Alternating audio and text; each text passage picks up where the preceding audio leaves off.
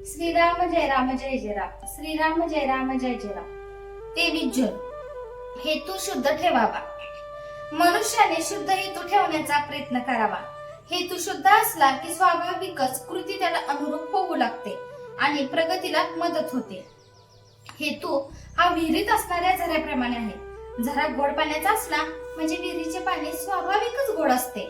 म्हणून हेतू शुद्ध ठेवण्याची दक्षता घ्यावी आणि त्याकरिता रामाची प्रार्थना करावी। माणसाला देहरक्षणापुरते अन्न वस्त्र आणि नाम घेण्याची बुद्धी असली की असमाधानाला जागा नाही।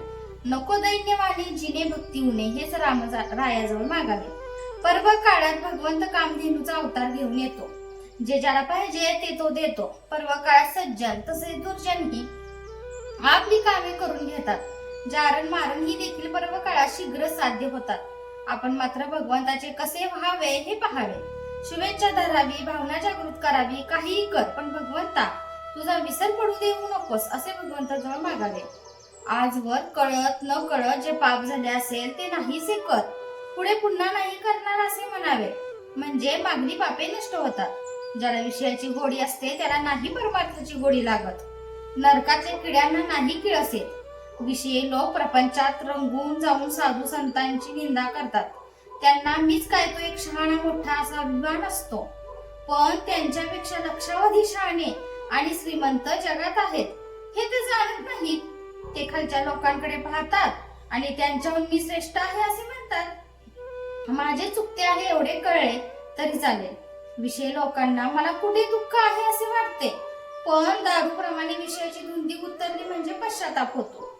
देव आहे असे खऱ्या अर्थाने वाटणारे जगामध्ये थोडेच असतात। सद्विचार, सच्चात्र आणि सद्बुद्धी ही प्रत्येक माणसाला याच जन्मात भगवंताकडे नेण्यासाठी आहे। प्रपंचाचा अनुभव कष्टमय आहे, पण भगवंताचा अनुभव आनंदमय आहे। तापाने आजारी असलेल्या माणसाला आपल्याला घाम यावा असे वाटत असते, पण नुसत्या वाटण्याने काही तो येत नाही। त्यासाठी डॉक्टरचे औषध घ्यावे लागते। तसे ज्याला भगवंताचे प्रेम यावे असे वाटते त्याने नाम घेणे हेच एक औषध आहे। भगवंताचे प्रेम एकदा चिकटले की त्याच्या आड दुसरे काही येत नाही। खाणीतल्या दगडामध्ये जसे सोने असते तसा आपल्यामध्ये परमात्मा आहे। दगडातली माती आणि चाळण्यांनी आणि यंत्रांनी काढून टाकतात आणि नंतर सोने हाती लागते।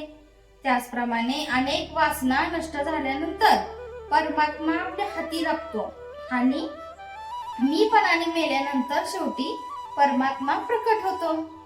जय जय रघुवीर समर्थ। आजचे बोध वाक्य, शुद्ध असावे आचरण, तसेच असावे अंतःकरण। त्यात भगवंताचे स्मरण हेच प्रपंच सुखी करण्याचे साधन।